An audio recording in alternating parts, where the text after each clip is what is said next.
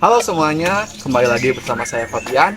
Kali ini saya mengunjungi salah satu destinasi wisata alam dan budaya, yaitu Candi Cangkuang yang berada di Garut, Jawa Barat. Nah, kali ini kita akan mempelajari bagaimana kebudayaan yang ada di sini dan juga kehidupan masyarakat yang ada di kampung pulau.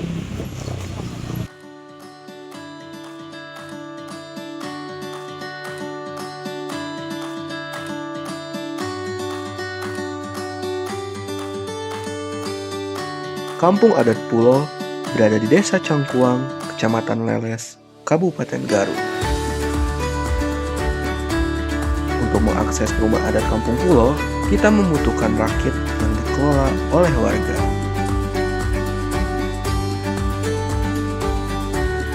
Kampung Pulo sendiri dibatasi oleh danau dan pesawahan yang nampak seperti pulau.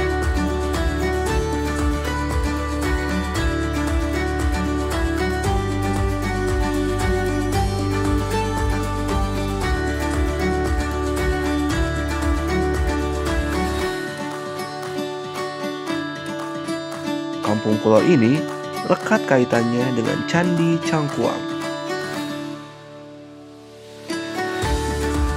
Selain itu, di Kampung Pulo sendiri hanya terdapat 6 rumah dan 1 musola.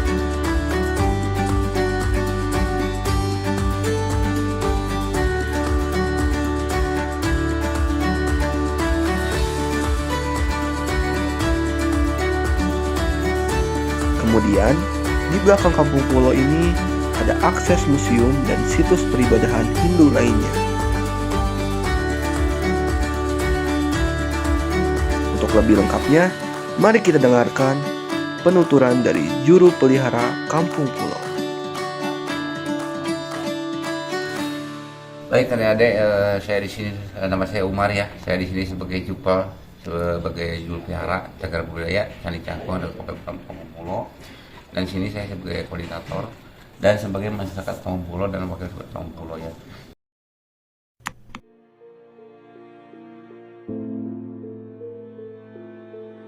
Jadi Candi Cangkuang ini pertama diketemukannya oleh seorang ahli arkeolog Islam yang bernama Bapak Uka Cana Sasmita. Nah, beliau juga membaca buku kuno karangan seorang Belanda yang bernama Poderman. Nah, buku itu yang berjudul Noktulen Batavia Genetsa. Di buku itu tertulis di Cangkuang ada 2 peninggalan Arca Dewa Siwa dengan makam Mbah Dalam Arif Muhammad. Ditemukannya pada tanggal 9 Desember 1966. Nah, waktu itu Bapak Uka merasa penasaran kenapa ada Arca Dewa Siwa dengan makam Arif Muhammad. Kalau ada Arca Dewa Siwa itu ada juga udah pada tahu ya, agama Hindu, Arif Muhammad itu Muslim. Nah, 6768 beliau dengan timnya datang ke sini untuk mengadakan penelitian, penggalian dan pencarian batu. Waktu penelitian pencarian pondasi candi diketemukan di sebelah makam Arif Muhammad yang berukuran 4,5 kali 4 meter persegi dan batu-batu candi yang ditemukan cuma ada 40%. Jadi yang 40% itu juga oleh masyarakat di sini udah dipakai nisan kuburan, udah dipakai dam karena masyarakat di sini nggak tahu dan candi ya. Jadi yang tahu masyarakat di sini cuma ada Arca Dewa Siwa bergeletak di sebelah makam Arif Muhammad. Nah, waktu itu Bapak Uka mengadakan proses untuk pemugaran. Biar Candi Cangkuang ini batu yang asing 40%, tapi Bapak Uka itu tetap ingin membugar Candi Cangkuang. Jadi 7476 Candi Cangkuang ini dipugar lagi, batu aslinya cuma 40%, yang 60% itu batu cetakan. Kalau bahan batunya batu adensit dan granit. Nah, Candi Cangkuang ini bentuk seperti ini baru diperkirakan aja. Candi Cangkuang ini punya ukuran panjang dan lebar 4,5 kali 4 meter persegi dan tingginya 8 meter setengah.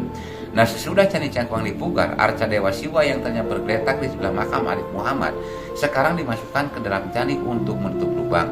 Jadi tengah-tengah candi itu ada sebuah lubang, sebuah sumur, dalamnya 7 meter. Jadi dulunya tempat penyimpanan abu jenazah agama Hindu.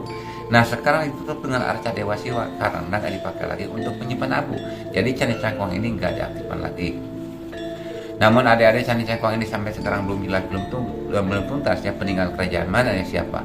Karena prasasti belum ditemukan. Namun para arkeolog memutuskan bahwa Candi Cangkuang ini peninggalan Hindu abad ke-8 terbuat dari batu khusus untuk sembahyang dan perizinan aja. Makanya candi ini dinamakan dengan nama Candi Cangkuang. Kebetulan ditemukan di desa Cangkuang dan nama Cangkuang itu diambil dari sejenis pohon ya, pohon cangkuang yang berbuah ini Buahnya berhasil untuk obat batuk, disentif pencahayaan antioksida. Itu karena kan candi cangkuang ini belum ditemukan prestasinya, makanya diambil dari nama desa dan nama pohon. Nah, di sebelah Candi Cangkuang itu ada makam Eyang Mbah Dahlan Arif Muhammad. Beliau dulunya seorang panglima perang Kerajaan Mataram waktu Raja Sultan Agung. Jadi Arif Muhammad ini dulunya disuruh menyerang tentara POC ke Batavia, gagal. Pulang ke kerajaan tak punya sanksi. Jadi beliau sembunyi di Pulau Panjang ini. Sebelum Mbah Dahlan Arif Muhammad datang ke Pulau Panjang ini, masyarakat di sini udah menganut agama Hindu. Datangnya Arif Muhammad abad 17 diislamkan oleh beliau. Namun waktu Arif Muhammad mengislamkan di sini secara bertahap. Jadi tradisi dan budaya Hindu sama beliau nggak dibuang, seperti sesaji kemenyan dipakai. Nah, yang jadi sebuah bukti bahwa Mbah Dahlan Arif Muhammad penyebar Islam abad 17 di Cangkuang sekitarnya, di dalam museum ada sebuah kitab kuno ya. Ada khutbah Idul Fitri, Idul Adha, Quran 30 sud, dan kitab-kitab yang lainnya. Itu kertasan dari kulit kayu saya, tintanya dari arang dengan ketan, yang menulisnya Mbah Dahlan Arif Muhammad sendiri waktu menyebarkan Islam di sini. Nah, kitab-kitab itu ditemukannya di Komplek Umat Kampung Pulo. Tadi ada lewat kampung ya, namanya Komplek Umat Kampung Pulo. Nah, dinamakan dengan nama Komplek Umat Kampung Pulo karena ada tengah pulau. Nah, itu dari keturunan Eyang Mbah Dahlan Arif Muhammad. Jadi waktu beliau tinggal di sini, menyebarkan Islam di sini. Nah, Arif Muhammad itu punya anak 7, yang 6 perempuan dengan simbol 6 rumah, 1 laki-laki dengan simbol 1 musola. Nah, Komplek Umat Kampung di sini dari abad 17 sampai sekarang harus tetap 7 bangunan pokok, 6 kepala keluarga. Nah, yang mengisi sekarang generasi yang ke-8, ke-9, ke-10, jumlah penduduknya sekarang tinggal 20 orang, 10 laki-laki dan 10 perempuan dengan anak-anak. Karena di Komplek Umat Kampung di sini tidak boleh menambah kepala keluarga. Misalkan anaknya menikah 2 minggu dari sini harus keluar. Nah, terkecuali salah satu sudah meninggal orang tuanya. Jadi anak yang sudah keluar itu bisa masuk lagi ke sini mengisi kekosongan. Namun yang hak menerima waris di sini anak perempuan, bukan laki-laki ya. Karena yang melanjutkan jejak Mbah Dahlan Arif Muhammad yang 6 perempuan, anak beliau satu-satunya laki-laki meninggal waktu mau disunat. Makanya di Komplek Umat Kampung di sini ada sebuah tradisi larangan adat. 2 larangan dikaitkan dengan satu alasan, tidak boleh membuat rumah beratap jure dan tidak boleh menabuh gong besar yang dari perunggu. Jadi dikaitkan dengan laki-laki Arif Muhammad tadi. Jadi dulu waktu Mbah Dahlan Arif Muhammad mau menyunat anak beliau, dan di sini ada pesta besar. Anak itu sebelum disunat diarak memakai jampana dengan beratap jure, diiringi oleh gamelan musik gong besar. Tiba-tiba kena musibah, tiba-tiba datang angin badai, menimpa anak itu dari tandu jatuh dan meninggal seketika. Jadi takut terulang lagi musibah seperti tadi, dijadikan lagi larangan, jangan sampai dilaksanakan lagi oleh keturunan Arif Muhammad yang tinggal di Komplek Rumah Kampung. Dan larangan yang lainnya di sini, tidak boleh memelihara binatang besar yang berkaki 4, kambing, kerbau, sapi. Kalau memakan nggak apa-apa, menyembelih nggak apa-apa. Namun di Pulau Panjang di sini tidak diperbolehkan. Jadi menjaga kelestarian di sini, karena masyarakat adat kampung di sini mencari nafkahnya bertani, takut dirusak sama hewan itu. Dan di sini banyak makam-makam yang dikeramatkan pengikut Mbah Dahlan Arif Muhammad waktu bertani Islam di sini. Jadi takutnya kotoran hewan itu kena makam yang dikeramatkan. Dan yang intinya takutnya disembah lagi karena arca Dewa Siwa menunggangi nandi, menunggangi sapi, takutnya disembah lagi daripada terjadi yang tidak diharapkan oleh beliau. Lebih baik di Pulau Panjang di sini tidak boleh memelihara binatang besar yang berkaki 4. Dan di sini tidak boleh berjarak ke makam keramat Cangkuang hari Rabu malam Rabu. Kalau kunjungan wisata nggak apa-apa ya, untuk penelitian nggak apa-apa. Namun hitungan di sini Selasa pada asar udah masuk Rabu, Rabu pada asar udah masuk Kamis. Nah, ini berhubungan dengan arca Dewa Siwa lagi. Jadi dulu waktu Hindu berdiri di sini, hari yang terbaik untuk menyembah arca Dewa Siwa hari Rabu malam Rabu. Nah, waktu Mbah Dahlan Arif Muhammad diberkan Islam di sini, hari Rabu dan malam Rabu itu tidak ada kegiatan, cuma ada kegiatan untuk memperdalam ajaran-ajaran Islam. Nah, jejak Mbah Dahlan Arif Muhammad oleh kami yang tinggal di sini sekarang dilanjutkan jejak beliau. Itu ada Rabuan, diadakan sebulan sekali pengajian yang dibahas sama Ustadz yang datang ke sini, kitab-kitab hasil dari Mbah Dahlan Arif Muhammad. Nah, di sini dari abad 17 sampai sekarang harus tetap 7 bangunan pokok, 6 kepala keluarga itu simbol dari putra-putri Arif Muhammad. Punya anak 7 yang 6 perempuan dengan simbol 6 rumah, 1 laki-laki dengan simbol 1 musola.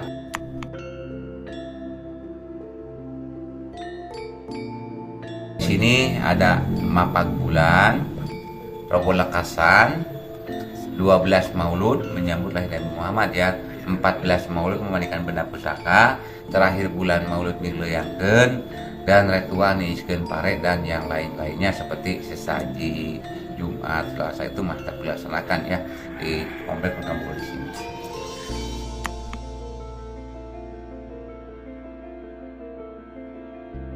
Jadi perbedaan dengan masyarakat di luar orang Kampung Pulo di sini dengan adat di sini, cuman orang Kampung di sini memang nggak beda ya dengan masyarakat di luar. Namun tradisi, jadi di sini tuh perbedaannya masih mempertahankan tradisi budaya yang dilaksanakan oleh adat Kampung Pulo. Misalkan dengan masyarakat di luar, misalkan di seberang ya, itu memang dari turunan dari sini, tapi ada yang melaksanakan, ada yang enggak. Itu perbedaannya masih tetap melaksanakan dan mempertahankan tradisi budaya.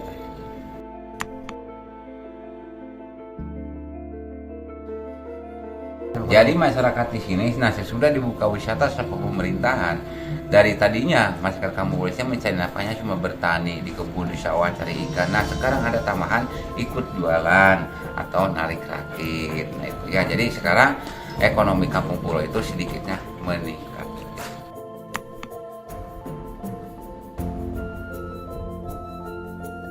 Jadi tantangan Bapak di sini, Bapak sebagai masyarakat Kampung Pulo dan wakil sebuah Kampung Pulo ya, dan di sini sebagai juru pelihara. Tantangan buat Bapak di sini bagaimana untuk melestarikan cagar budaya ke depannya. Makanya Bapak di sini mengusulkan kepada pemerintahan setempat dan masyarakat yang ada di sini atau pemerintahan pusat itu ada kebersamaan untuk melestarikan cagar budaya yang ada di sini, biar nanti anak cucu kita bisa tahu bahwa di Cangkuang itu ada peninggalan Hindu dengan Islam dan masih dipertahankan tradisi budayanya. Jadi tantangan Bapak itu meminta kepada pemerintahan dan masyarakat Bapak itu jadi kebersamaan untuk menjaga tradisi yang ada di sini.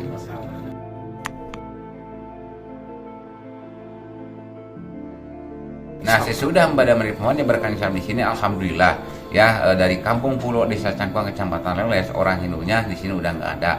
Namun orang Hindu yang pendatang ingin sembahyang ke Candi Cangkuang itu dipersilakan ya. Jadi orang Hindunya di sini udah nggak ada.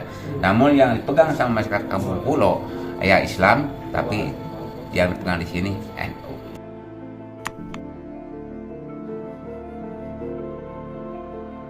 Kalau di sini ada seninya, seni rudat. Jadi waktu Madam Rifman berkan Islam di sini tidak dengan khotbah aja, ada seninya juga ya, ada seninya di sini namanya seni rudat.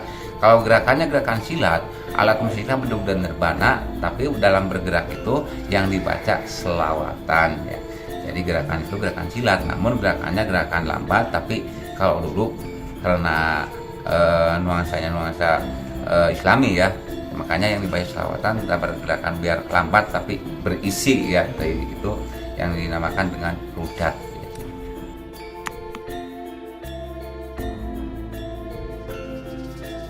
Harapan saya di sini sebagai masyarakat Kampung Pulo dan wakil sebuah Kampung Pulo dan Jupol dari sini komunitas Kampung Pulo, tolonglah dari pemerintahan terkait ya di sini, dari desa, dari kecamatan, dari kabupaten, tolong Kampung Pulo di sini minta dilestarikan dan dijaga, dirawat, dan kebutuhan masyarakat Kampung Pulo tolong diperhatikan, misalkan untuk merawat komplek Kampung Pulo dan merawat bangunan-bangunan yang ada di sini. Kalau bukan sama pemerintahan untuk menjaga dan merawat bangunan-bangunan di sini, siapa lagi ya? Karena masyarakat Kampung Pulo di sini mencari nafkahnya tidak boleh keluar, cuman ada di sini aja, cuman bertani di kebun di sawah. Makanya Bapak minta bantuan sama pemerintahan yang terkait dengan komplek Kampung Pulo di sini.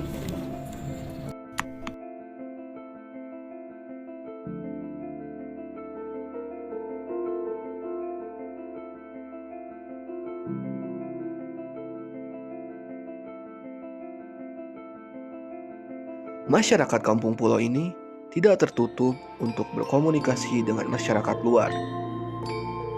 Selain itu, budayanya yang masih kental dan juga nilai serta norma yang ada menjadikan komunikasi antar masyarakatnya terjaga dan menghormati keadaan di sana. Akan tetapi, masyarakat Kampung Pulo ini sudah transisi menjadi jenis masyarakat desa swakarya, dan juga masyarakat Kampung Pulo sudah mulai bisa menggunakan teknologi untuk interaksi di era digital dan mempromosikan kebudayaan di rumah adat Kampung Pulo.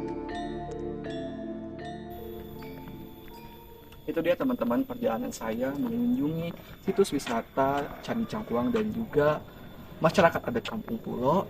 Bagi teman-teman yang ingin mengunjungi seperti saya harap menjaga kelestarian lingkungan dan juga mengikuti pantangan yang ada dari desa ini. Sekian dari saya. Wassalamualaikum warahmatullahi wabarakatuh.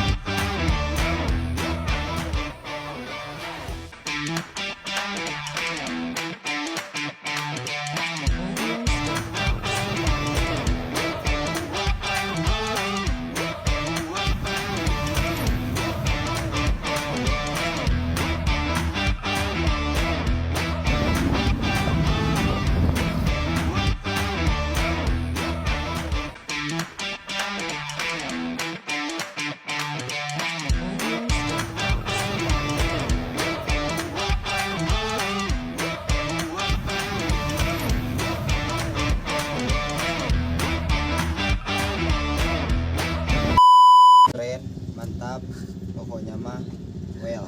Kumaha barudak? Kesannya itu pertama seru, menakjubkan juga. Sedikit capek jalan-jalan, sudah lama tidak jalan-jalan. Buat pesannya mungkin jaga terus kelestarian masyarakat adat di Indonesia. Terus jangan lupa rajin sholat. Oke, intinya well. Kumaha barudak? Ya, jadi untuk situs kali ini kita berkunjung di sini dan nge-shoot tag video alhamdulillah di sangat oke, dan mungkin sebuah pesan ya untuk masyarakat karena ini sebuah cagar budaya dan ini sebuah wisata. Tolong jaga, tolong lestarikan karena kalau bukan kita siapa lagi, dan kalau kita tidak menjaganya anak cucu kita nanti nggak akan melihat apa yang ada di depan kita kali ini. Halo guys, rame. Kadeden.